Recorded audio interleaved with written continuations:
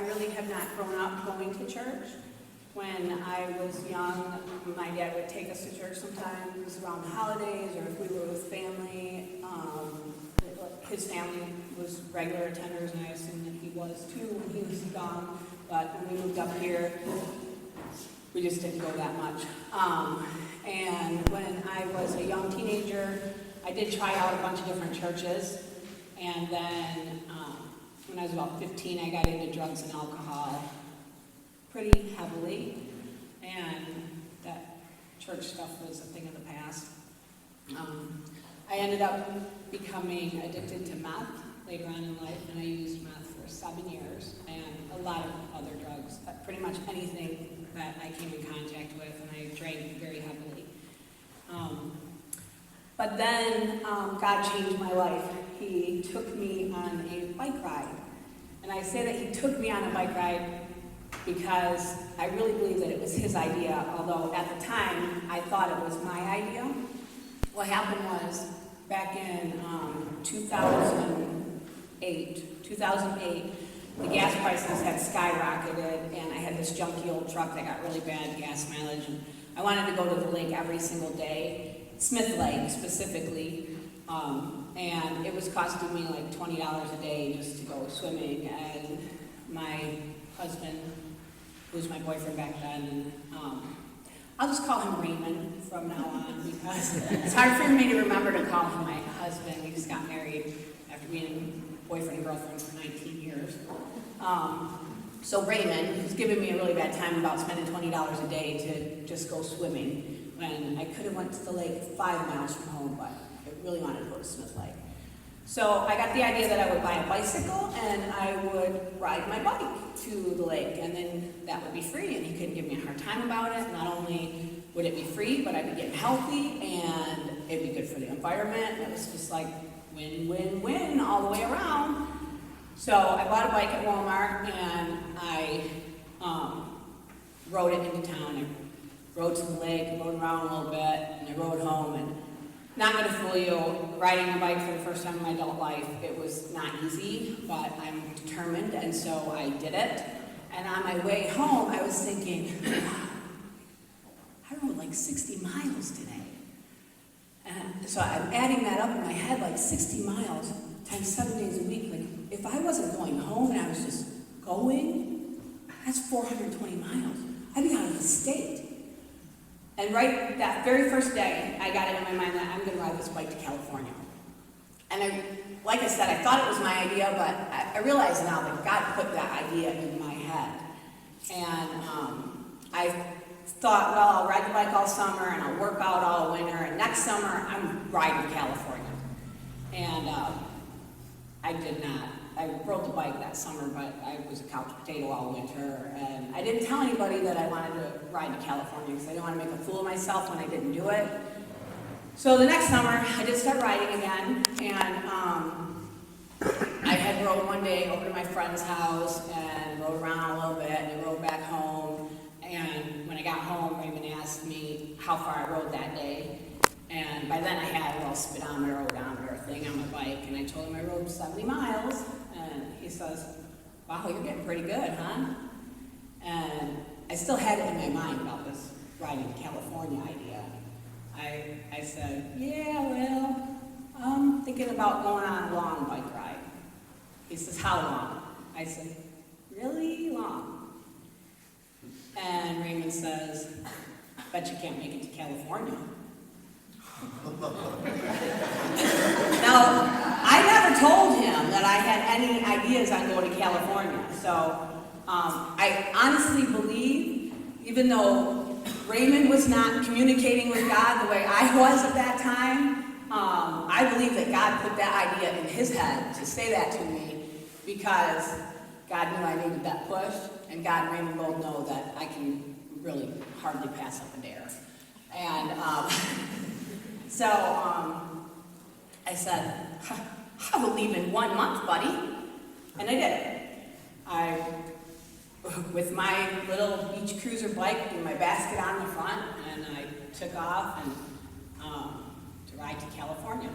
And I said that God took me on that trip. And I believe that he took me on that trip so that I could spend time alone with him, really getting to know him, and so that he could teach me some lessons. And so that's what I want to share with you today, is a few of the lessons that he taught me on that trip. So the first one is that I could trust him for all of my needs, if I would just rely on him. And every morning I would start off saying, God, please take me where you want me to go, give me what you want me to have, show me what you want me to see. And I would just go. I knew kind of what road I thought I should be on, but I never ever planned, well, I shouldn't say never ever, I hardly ever planned for where I might spend the night.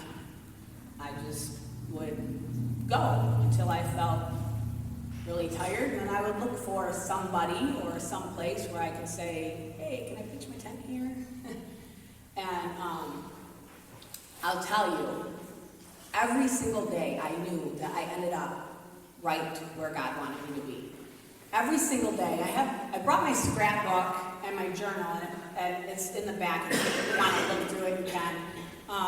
But if anybody ever wants to sit down and hear the stories of every day, like, it takes a long time, but I would be more than happy to share. But every single day was amazing. They were all very, very hard.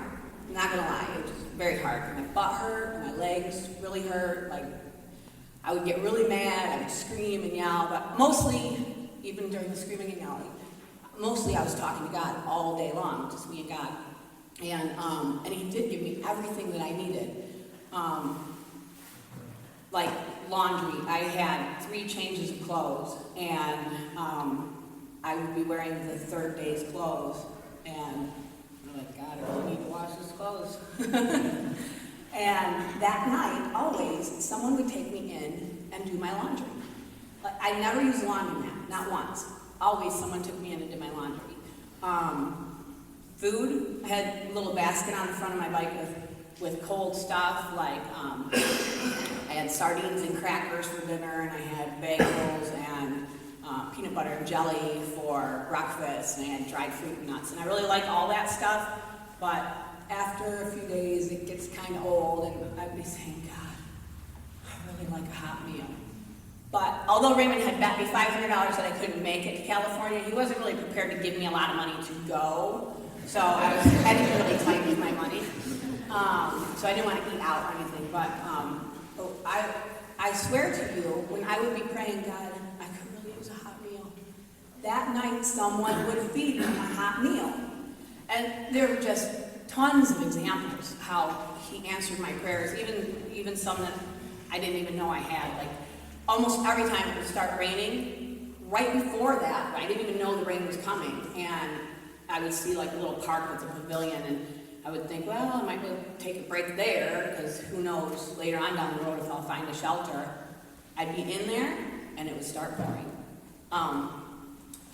The other thing that he did for me, I just want to mention, was I had heard from all these other cyclists about how you're going to run into people along the way that are going to be riding your way, and you know, you'll ride with them for a few days. But I had been riding for a couple of weeks. I ran into no one going my way.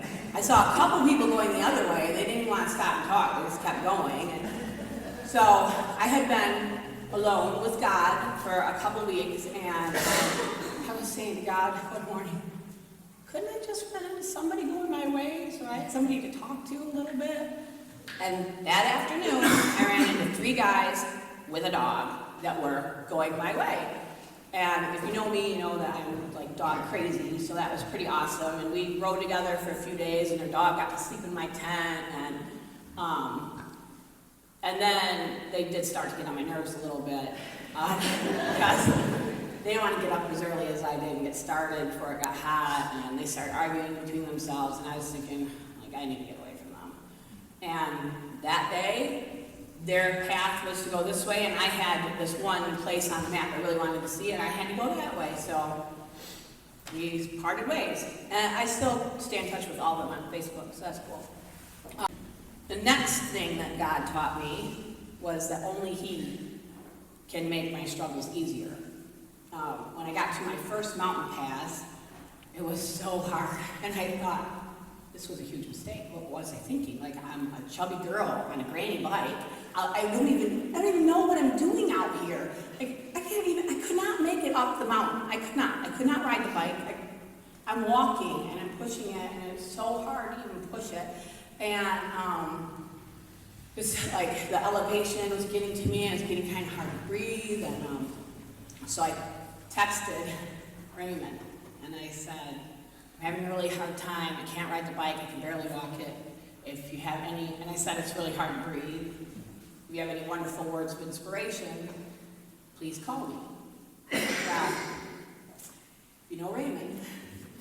Wonderful words of inspiration are probably not his strong point. So he texted me back and he said, have a great time. Have a great time. I just told you I'm not having a great time. I had a really bad time. And I got really mad. And really, really mad. I sent him a bunch of really nasty texts and told him what a piece of crap he was. So that's as hard as you can work for me. Like, I need you right now. And a lot of really mean texts. And I was stomping up that hill, and I was yelling and screaming like a lunatic and swearing a lot. And I will have a great time, buddy, because I'm on my way to California and I'm not coming back. Like, when I get to the next town, I'm cleaning out our bank account. I'm shutting your phone off. Yeah, and I was saying all this stuff as I was stomping down the road. I'm sure the people that were driving by me were like, one of those. Anyways, and then it was right before I got to the summit. I could see it, and it hit me like, you're putting pressure on Raymond to do something that he can't even possibly do. You're asking him to do something that only God can do. To make this easy? Like, what kind of magic words are there that can make this easy? There are none. Like, and I was still mad at him though. I got up to the top and I saw I was 5,610 feet. It was a really big hill. And I was feeling pretty good about that. Still kind of mad at Raymond. I got to ride 15 miles downhill, no pedaling at all. That was awesome. I got into the next town and I went to the ATM because no matter what happened, I was going to teach a moral lesson. And apparently you can only take out $200 a day, so that was all I could do. I called him and I said, do you have anything nice you want to say to me now? And he said, did you make it? I'm like, yeah. He said, you're welcome. So I think that God used him to give me that another little push that I needed that day. The next thing that God taught me on that trip was about unanswered prayers. Another day of mountain passes. Actually, this day I had 3 mountain passes I had to get over. If I was going to make it to the next town, there was like nothing in between, no place to get water. And I had not, being the experienced cyclist that I was, had not planned to have more than enough water for one day. So I had to make it somewhere for water that night. And I rode over the first one by noon. I was on my way up the second one. I rode and walked over the first one. I was on my way up the second one, and I couldn't ride anymore, so I had to walk. And it was so hard. I had like 100 pounds of stuff on my bike. Another thing I did being so experienced. Yeah, I had way too much stuff I was carrying with me. And it was so hard to even push, like my arms were getting tired and shaky, and I seen this rest area sign, I'm like, oh, I'm pulling in there. And it's like the most rustic, rundown rest area I've ever been at. All they had was an outhouse that was really, really nasty. Like, I did not use it, I used the woods. And no electricity for me to plug my phone in, no water for me to fill my water bottles. And I just thought, I can't get over this one and another one today. It's just not going to happen. And I called my mom and I told her, I'm just going to wait here for somebody who's going my way, like it was a truck or a van or something, and ask them if they can give me a ride to the next town. She was saying, oh no, you got to do it yourself. Just keep going, just keep walking. And Mom, you don't understand. I can barely even push the bike. And she just kept telling me, you'll never forgive yourself if you get in the car, just keep going. Anyways, then like this deer started walking out of the woods like towards me, and I'm like, oh, Mom, I gotta let you go, I have to take a picture. And from me to Kathy and Buffy away, that's how close that deer came to me. And I took some pictures, and then I started praying, God, please send someone going my way. I thought that was like a sign from God, that deer thing. And please, God, please, I really need some help here. Please send somebody going my way. I was begging. And then I called Raymond and I told him my plan to try to catch a ride to the next town. And Raymond was filled with wonderful words of inspiration again. He said, yeah, well, why don't you just catch a ride all the way to California? You can tell people you almost made it.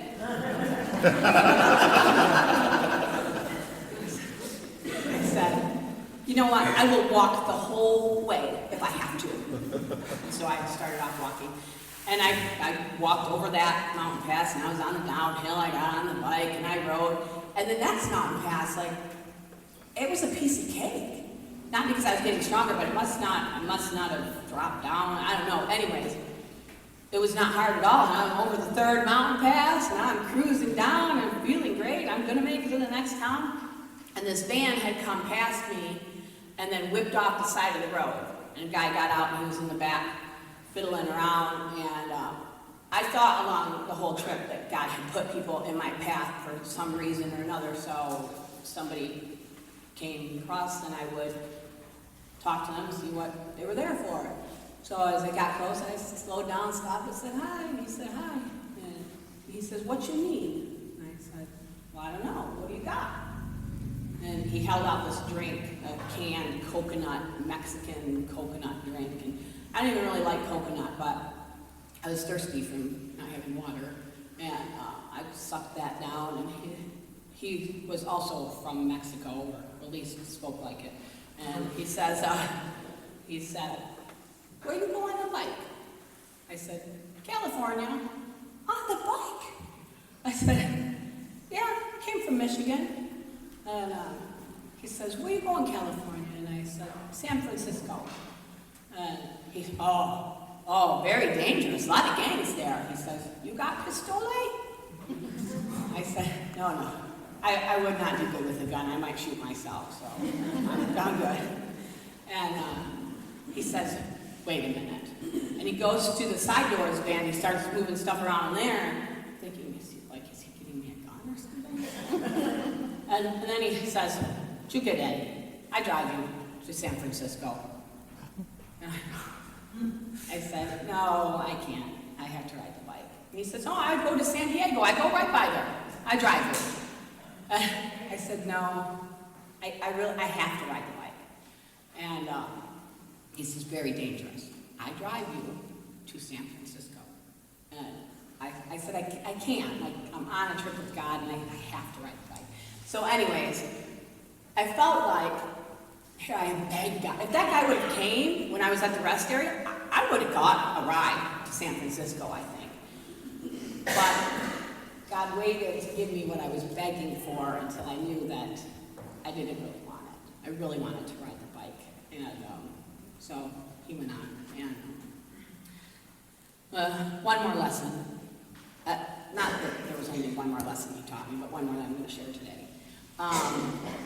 That sometimes he puts things in our path to slow us down or detour us from where we think we should be going or what we think we should be doing. If I would think I'm going to be on this road, and like a local person from that area would say, oh no, you shouldn't ride on that road, you should take this road, I would just do it because I figured God sent them to tell me what road I should be on. And I could do that much, but it really took me until about 3/4 of the way through the trip before I really got it. I was coming into Washington, and you should come and visit me. And so I called back home, and I made some calls, and I got her phone number, and I called her up, and I said, hey, you still in Washington? Yeah. I said, I'm riding my bike out there to see you. And she was really naive in school. She still is. And people picked on her a lot. She's like, no way, I don't believe you. And I said, well, I'm really just riding my bike out to California, but if you're on my way, I will stop and see you. If you don't believe me, call your family back home and find out if I'm telling the truth. And so she did, and I was, and she called me back, and she's like, oh my God, you're coming out here. And it just so happened that where she lived was right along my way. And so I told her that I would come there, and she said, you have to stay a couple of days. And I said, I can't. Like, I can stay one night, and then I have to keep going. I said, but I'll try to get there early. And I thought in my mind, I'd like to get there by noon. Then I can have that whole day and then leave in the morning. We can visit. And so the day that I thought I would get there, I was trying so hard. And it was so hilly and hot, and my back tire had a leak in it. And I was trying not to take the time to change the tube out, and I just wanted to get going. So every now and then I would stop and I would pump some air into it, just keep going. I was trying so hard, take no breaks, just get there by noon. And people were telling me that there was this 5-mile hill coming up. It's not a mountain, it's just 5 miles worth of uphill. And it was really hard. I was thinking, that's one of those days that I was yelling, like, God, please give me a break. I'm sorry, I probably look stupid doing that. I probably looked stupider when I was really doing. But anyways, no comment. Anyways, so I get to the top of that hill, and pow! My back tire explodes. Explodes, like not just the tube, the whole thing exploded. And I could not fix that. Like I did not have another tire. So I did some more screaming at God, like, is this the brake? Is this the brake that I was asking for? And this guy came along and he wanted to know, could he help me? And I'm like, probably not. Do you have a tire? And he said, no, but could I give you a ride into the next town? We're almost to the next town. He's got this little car. I don't think that my bike will fit in there. And apparently he knew more about bikes than I did. The front tire comes right off into a much smaller space. So he showed me that. And put my bike in the car. And he took me to like a car. It was just a little town. I had a car fix-it place. And of course they couldn't fix my tire there. But they did have a truck and trailer going to the next town, which was where my friend lived. And asked me, would I like a ride there to the bike shop? And I really had no choice because I had no tire. So I took a ride. I went to the bike shop and they replaced my tire, and I was at my friend's house at noon that day.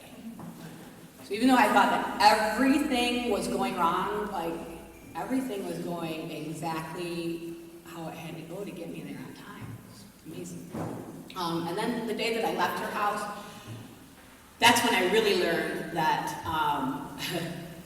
to quit fighting God's plan for me. And I was left there. I had seen on the map, I was going into Oregon, and I'd seen on the map that there was this lava cave, and I had never been to a cave before, and I was like, oh, I must go see that. So I was, again, working really, really hard, and it was really hot, and it was really hilly, and it was really windy. It was right at me, always, never with me, right at me. And I was working really hard to try to get to this cave. And by noon, like, it was 100 degrees, and I'm dying. And I saw this big sign that said, Newberry National Forest. And that kind of rang a bell with me because Raymond's family owns a cabin up by Newberry. And I was like, it had a big shadow, a cast, and this is a good place to take a break. So I sat down in that shade. And I drank almost all my water, which I knew was a big mistake, but I didn't care. And I fell asleep. I fell asleep for like 2 hours by accident. And I woke up and I'm like, oh my gosh, I gotta go. So I got on my bike and I go, and 1 mile from where I had fallen asleep was the Welcome Center. I wheeled in there, and of course they had nice cold water in the drinking fountain, so I filled up my water bottles, and I didn't stay there long because I wanted to get to that cave, so I go down the road another mile to the cave. And I went in there, and they had these little lanterns you could rent for $5, but it was being really tight, so I thought, I'll just use my mag light. And you could not see anything with the mag light. You really needed the $5 lantern. So I walked in a ways, could like barely see where I was walking. Definitely couldn't see the cave. On my way out, this is hopeless. So on my way out, I run into this lady who did spend the $5 for the lantern, and she asked me if I wanted to walk with her. And so I did, and I was telling her all about what I'm doing. And well, let me back up just a little bit. That morning, my mom was telling me, you know, you can't just wing it when you get to San Francisco. You have to plan ahead. You have to rent a room. You can't just pitch your tent in a city park or ask somebody, can you pitch your tent there? You need to plan ahead. You need to get a map for California before you get there. Because I was trying to get free maps at the Welcome Centers when I would get into the state. Like, I'm not spending money on a map, Mom. And I'll be okay, don't worry. She said, no, you need to know where you're going to stay. I said, how can I know that? I don't even know what day I'm going to be there. And so anyways, on the way out, this lady says to me, well, when you get to San Francisco, you have to stay with me. That's where I live. Awesome. And she said, yeah, we saw you back there at that Welcome Center. You were coming out as we were going in, and I saw you with all the bags on your bike, and I thought, I wonder where she's going. I wonder where she came from. She's like, I'm really glad that I got to meet you. She says, do you have a map for California? And I said, no, I was just going to get one when I got there. And she says, well, come out to the truck. She says, I got one in the truck. I'll give it to you.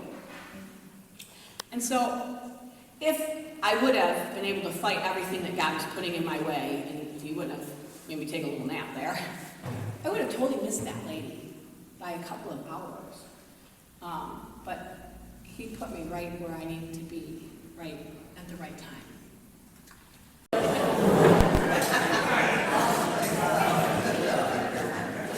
All right, this will be short. I just want to share with you all how God has changed my life since that bike ride. When I came back from the bike ride, I was looking for a church to attend, and my cousin, neighbor, Gwen, she had invited me to come to Praxis, and so I came with her, and the very first day that I came, I thought, this is the perfect place for me. Like, there were no expectations to be someone that I really wasn't. I didn't have to pretend. Also, one of the big things about Praxis is that we try to do the work that we think God wants us to do out there in the world, not just here, not just with our other church friends, but out there in our lives, and that's kind of what I'm all about now. Like I said, I was an addict, like I am an addict. Anyways, I've done a lot of drugs. But now what I do, probably what I think is my job in this world, the job that I feel like God gave me, is to help people, specifically people who struggle with addiction, whether they are still struggling with it or are in recovery. I try to help anybody I can in that situation in any way I can. I chair a couple of support group meetings every week, and I will help people with resources, a phone call, day, night, whatever I can do to try to help somebody who's in a situation like that. Like that's what I do. And if I hadn't been where I was, I don't think I'd even want to do that, but I definitely couldn't do as good of a job. I hope I do a good job. Anyways, I probably wouldn't be doing what I do now. And so really, the point of me sharing my story today is so that hopefully you'll see that if you or someone you know is going through some tough stuff, in their life. And you're thinking, there's no way that this could be God's will. Like, I don't think that it was God's will for me to be a drug addict. But He can take whatever mess you're in and He can turn it into a perfect plan for you. And that's it.